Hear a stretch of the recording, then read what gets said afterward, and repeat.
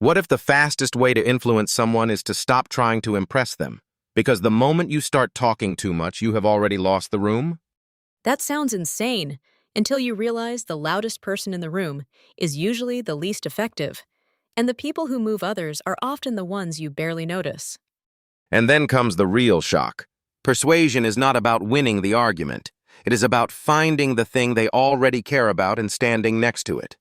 Exactly. And once you see that, everything from leadership to business to undercover work looks completely different. So here is the question that changes everything. What if being liked is actually the thing slowing you down? Let's get into the conversation, because that answer gets a lot more unsettling than most people expect. Wait, she basically said talking less is the power move. That is such an annoying truth, because it works. The loudest person in the room is usually the least useful. Brutal, but yes, and she was dead serious about it. I love that she framed persuasion as listening for motivation. Because people do not move for your logic, they move for their reasons. That Russian case was wild, though. They literally baited greed.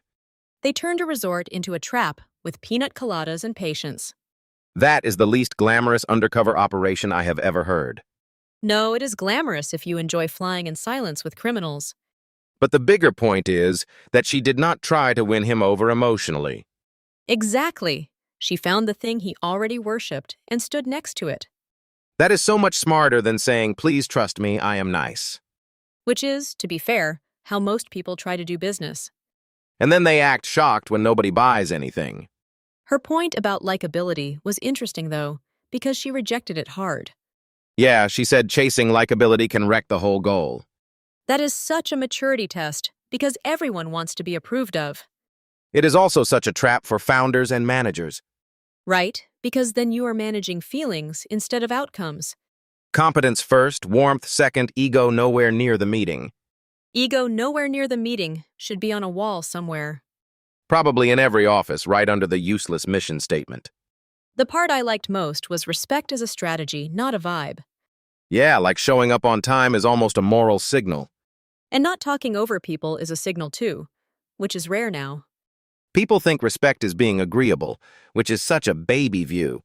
She was basically saying, be decent, be clear, and do your job. And the non-judgmental part matters more than people admit. Because judgment makes people edit themselves before they even answer. That is the whole issue in interviews, sales, dating, everything. Dating especially, people are basically performing a TED Talk. With filters, posture, and a fake laugh budget. And then they wonder why nothing feels real. Her Secret Service background also changes the weight of her advice. Totally, because this is not a theory person, this is a field person. She was saying the job rewires instinct, which is insane. Imagine training yourself to go toward danger instead of away from it. That line about jumping in front of bullets is not normal human software. No, and yet that is literally the mindset the job demands. I also think it explains why she is so cold about emotional decision-making. Yes, because emotional impulse can make you lose the real objective. Although I do think some emotion is useful if it is disciplined. Like urgency, not panic. Exactly. Urgency is gasoline, panic is a car crash. That is actually a perfect line. The conflict part got really good when she flipped it back to the leader. That was sharp, because she said the environment starts with you.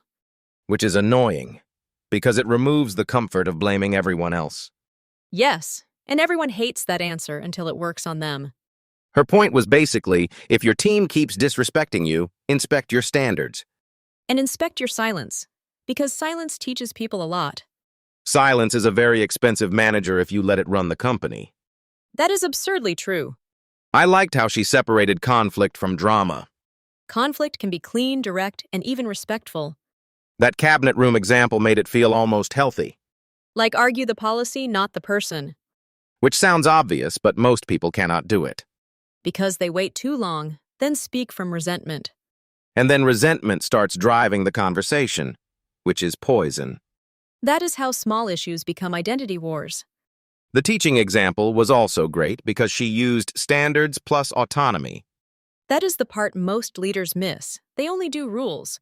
Or they only do freedom and then wonder why nobody respects the room. A classroom without boundaries is just a noisy waiting room. That is horrible and accurate. I also think her idea of proximity is underrated. You mean how the people around you shape your steadiness. Yes, she was basically saying chaos is contagious. And composure is contagious too if you protect it. That is such an uncomfortable truth about relationships and teams. Because sometimes the problem is not one person, it is the ecosystem. And ecosystems are harder to admit because they involve everyone. The A-player idea fits perfectly there, though. Good people attract good people, and messy people recruit more mess. That should be in every hiring meeting. It would save so much money in therapy. I also like the idea that she is always becoming, not arriving. That line is powerful because it kills the fantasy of completion. People love the fantasy that one day they will just be done. Then they become a museum exhibit with better lighting. Please never say that again, but yes. It also explains why she had so much self-command. Discipline is just repeated identity, honestly. And repeated behavior in pressure is where the truth shows up. That is why her advice feels so practical, not inspirational fluff. Exactly. It is very usable in business, leadership, and even family. Family maybe most of all because nobody listens there. Family is just persuasion with trauma and snacks. That is the most accurate sentence of the episode. She made the whole thing feel less like manipulation and more like clarity. Yeah, that distinction matters because influence can be ethical. When it is grounded in listening and boundaries, it feels earned. And when it is grounded in ego, it collapses fast. Which is why so many charismatic people burn out. Okay, so the big takeaway is competence, restraint, and listening. And knowing that people reveal themselves if you stop performing. That is the real menace here, just being quiet works. It is offensive how effective silence is. Society really hates that one trick. We should probably sit with that and not ruin it with noise. Yeah, and next time I want to dig into how that applies when people lie. Especially when the lie is polished enough to sound confident. Oh, that is where it gets really fun. Fun for us. Terrifying. Mine for everyone else. We should leave them there, honestly. Yeah, let that land, because this episode was really about control. And about earning the right to be heard. We will pick this up next time with the lie detection side of it. She kept saying the biggest mistake is talking too much, and that stings a little. It should sting, because most people think volume is persuasion. They think if they keep talking, reality will eventually agree. And Abby is basically like, no, shut up and listen. But the wild part is she is not talking about being passive. Right, she is talking about control with restraint, which is harder. That is such an annoying skill because it works. Especially in that Russian case, because she never chased him emotionally. She literally turned greed into a leash. The resort setup was insane, by the way. Undercover work always sounds glamorous until you hear the details. Yeah, then it is just fake drinks and patience. And some guy in a bad mood pretending he is your boyfriend. That part killed me, honestly.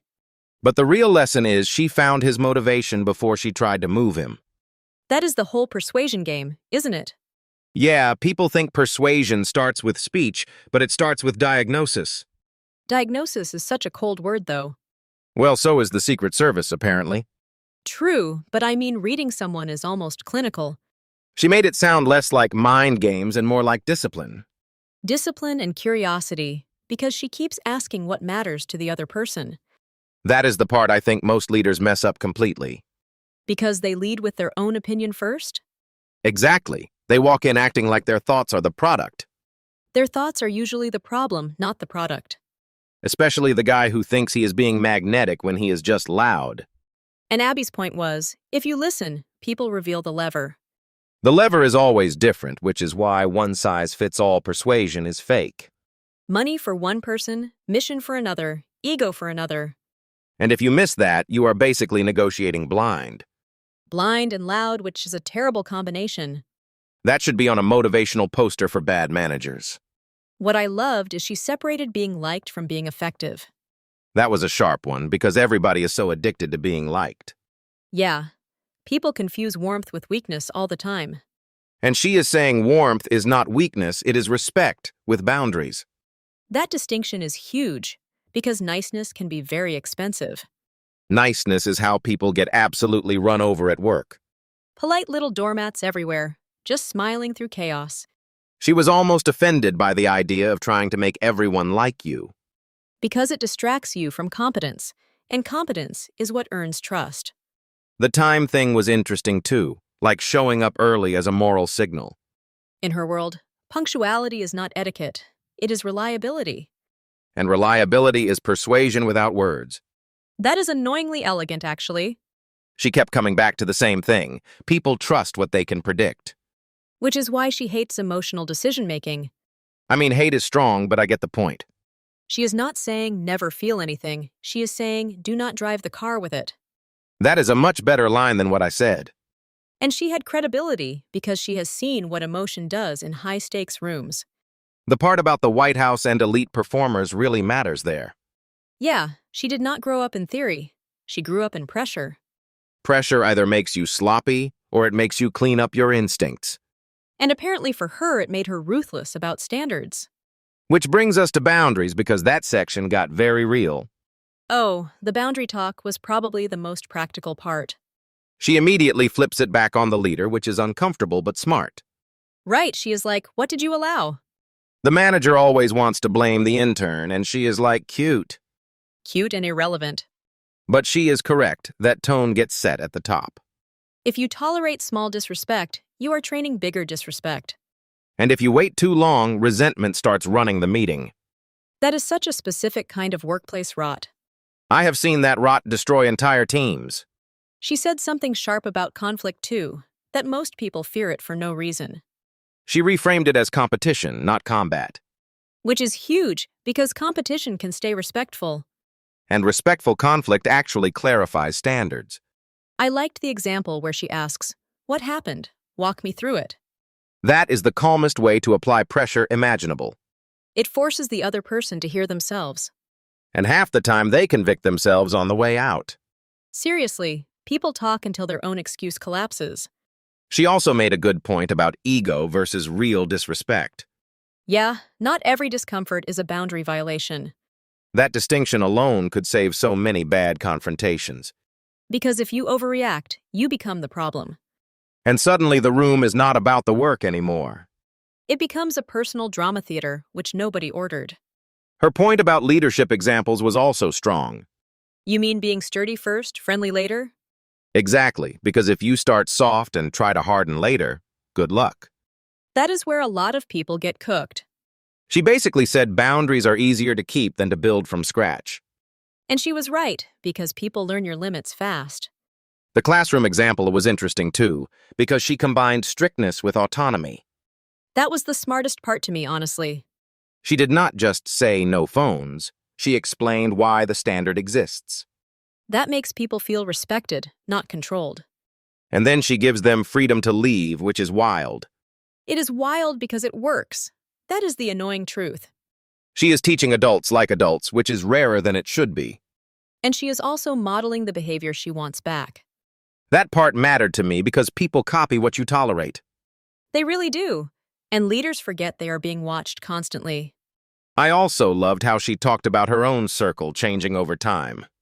That was probably the most human part of the whole thing. Yeah, she is basically saying protect your energy without guilt. Not cut everyone off, just move people where they belong. The edge of the circle is such a brutal but honest phrase. It is brutal because it is true. And the idea that your environment shapes your standards is massive. It is basically social osmosis with consequences. Chaos is contagious, which is a horrible design flaw. A very inconvenient feature of humanity. I keep thinking the common thread is self-control. Not repression, though, actual self-control. Yeah, because she is not numb, she is deliberate. That is the whole difference between authority and insecurity. Authority breathes, insecurity performs. That is clean and unfortunately true. I feel like this episode was really about earning the right to be heard. And earning the right to set boundaries without acting like a tyrant. Which honestly is the harder version. Definitely harder, because it asks you to be disciplined and decent. And to keep asking what the other person wants before you talk too much. We should leave it there, because that is the real cheat code. Yeah. And next time I want to dig into how that applies when people lie. Especially when the lie is polished enough to sound confident. Vicident. Oh, that is where it gets really fun. Fun for us, terrifying for everyone else. We should leave them there, honestly. Yeah, let that land, because this episode was really about control. And about earning the right to be heard. We will pick this up next time with the lie detection side of it. Episode 2 is where the body language stuff starts getting messy. Abby keeps saying the biggest mistake is talking too much, and that stings a little. It stings because every loud person thinks volume is a strategy. It is not a strategy, it is a coping mechanism with a microphone. No, but seriously, her whole thing is that listening gives you leverage. And the crazy part is, people think talking makes them powerful. She is saying the opposite, that silence is where the information leaks out. That Russian case was basically a greed trap with better clothing. And a resort which is doing a lot of heavy lifting morally. The undercover boyfriend detail is outrageous in the best way. Imagine your cover story being, "Yes, this is my much older boyfriend." In a normal job, that is called fraud. In that job, it is called Tuesday. But the real lesson is she did not need him to like her. She needed him to reveal himself. Exactly. And that is such a brutal distinction for business people. Because everybody wants to be liked as a shortcut to being trusted. And Abby is basically saying that shortcut is how you get played. Competence first, warmth second, ego last. Ego last is a tough sell on the internet. The internet runs on ego and insecurity. That is the engine. What I like is she is not saying be cold. She is saying be precise. Warmth without boundaries becomes performance. And boundaries without warmth becomes a prison guard vibe.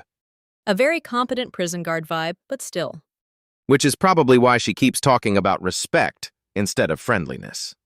Respect is cleaner because it has rules. The part about showing up early was funny to me because it sounds small. It is not small if your whole culture is built on reliability.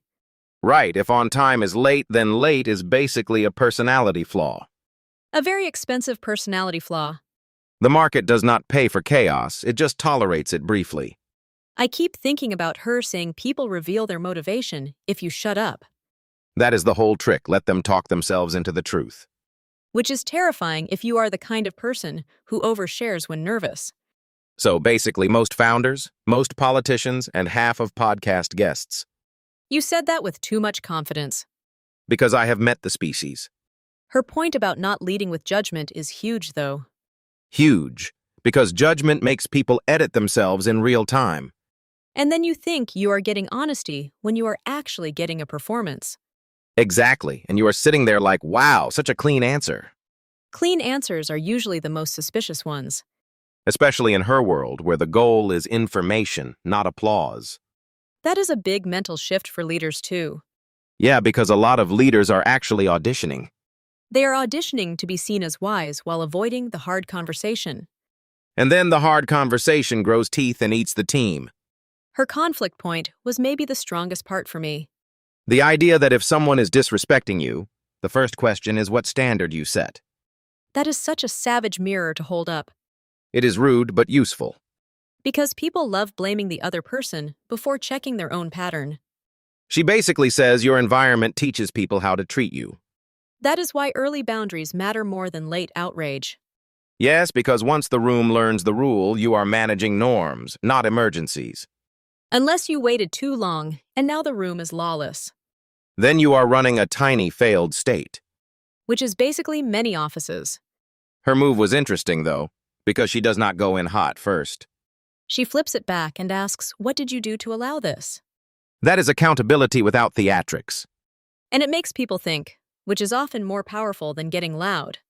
Also more annoying, which is why it works. Annoying is sometimes the highest form of leadership. No, but the story about owning your mistake and seeing others mirror it back is real. People copy what is safe in the room. And if you make honesty safe, people stop hiding behind polish. Unless the person is actually toxic, then they just get creative. True, some people are not confused, they are committed. That is a terrible hobby. I also liked her point about choosing who gets access to your energy. That one felt personal, honestly. Because she is not saying cut everyone off, she is saying manage proximity. Exactly. Move people to the edge before their chaos becomes your weather. Your weather is crazy, that should be on a mug.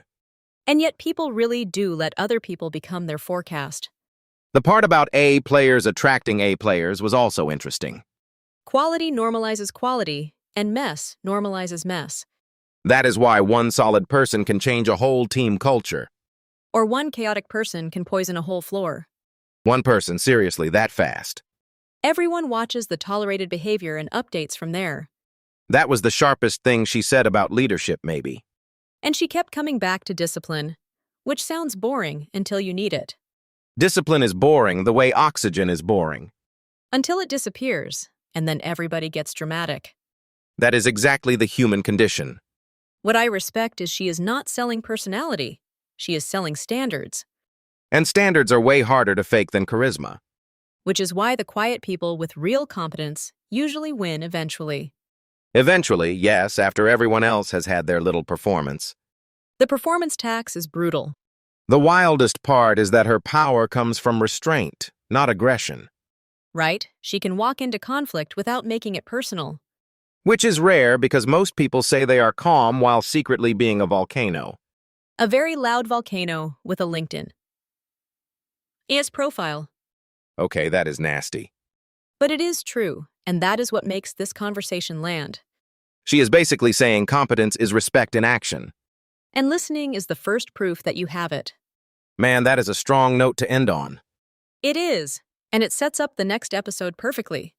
Because next time we get into the body language stuff and everybody gets exposed. Episode 2 is where the quiet tells start speaking louder than the words. We are going to have way too much fun with that. Bro, the wild part is she keeps making listening sound dangerous. It is dangerous if you are the kind of person who needs to perform. Because if you are talking, you are not collecting anything. Exactly, and she was almost rude about it in the best way. Her whole vibe is your opinions are not the main character. That is such a Secret Service sentence. But that is hard in business because everybody wants to look sharp. Looking sharp is not the same as being effective. That line should hurt more people than it will. It probably already did.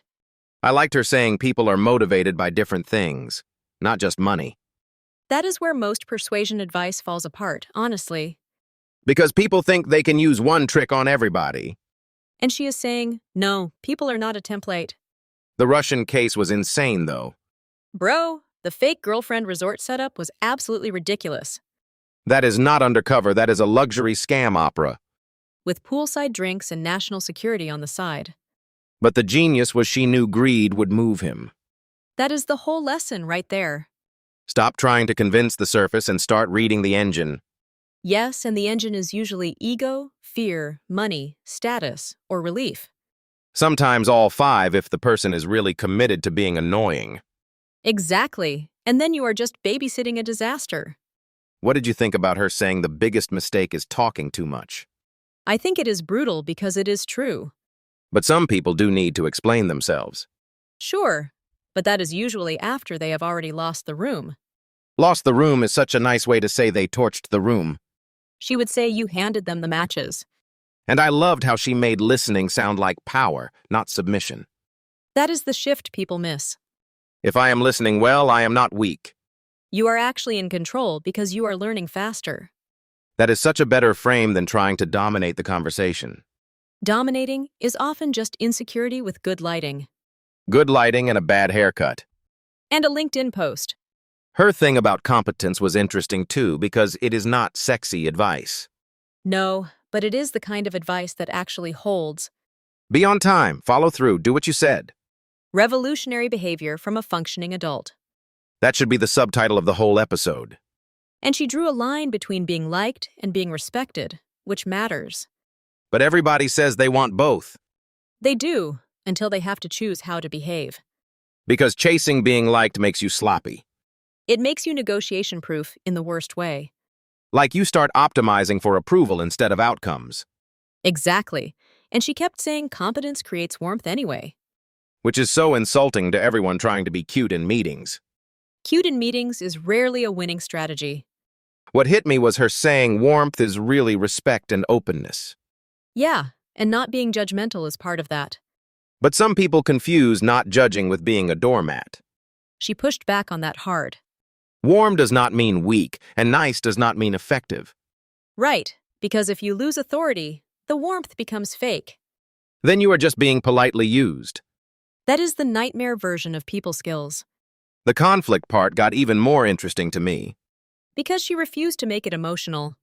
That is hard for most people, though. Of course it is, because they jump straight to offense. She basically asked, "What did you do to create this standard?" That question is terrifying, because it turns the mirror around. Nobody wants the mirror. They want the courtroom. And she is like, sorry, this is accountability court. But she is not wrong, because if a line keeps getting crossed, the line is blurry. Or the leader set the tone too softly, loosely. That part about being sturdy first and friendly later was huge. That is leadership without the fantasy. Because being everybody's friend is a trap.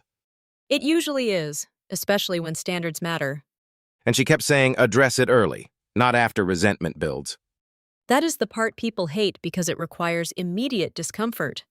Humans will choose future chaos to avoid today's awkward conversation. Every time, and then act shocked by the consequences. I also liked her point about ego versus real disrespect.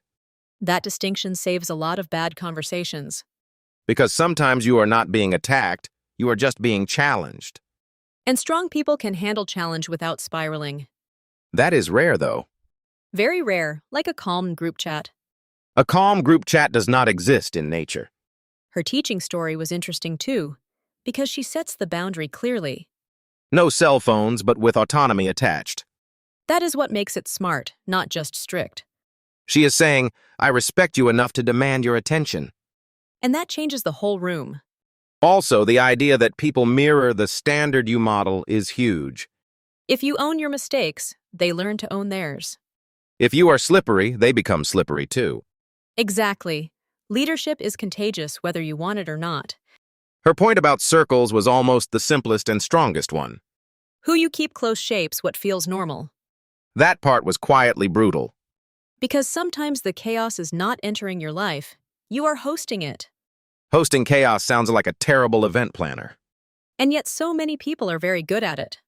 The A-player thing with Steve Jobs fits that perfectly.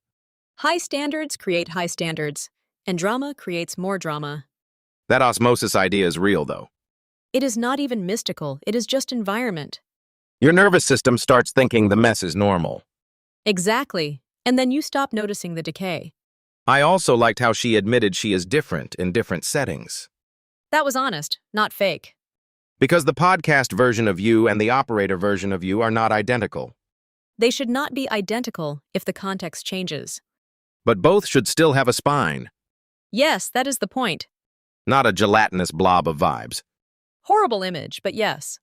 So the real takeaway is not charisma, it is calibration.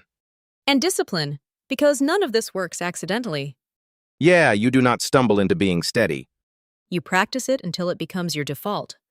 That is a way better flex than being loud. Loud people always think they are winning until the room goes quiet. And that quiet is where the truth starts working. Exactly. And that is why this episode mattered. All right, before we keep turning this into a therapy session, we should land it. We already landed it. You just want one more lap. Guilty, but only because this one was too good to rush. Next episode is where the body language stuff gets properly messy. That is where the real facial crimes get exposed.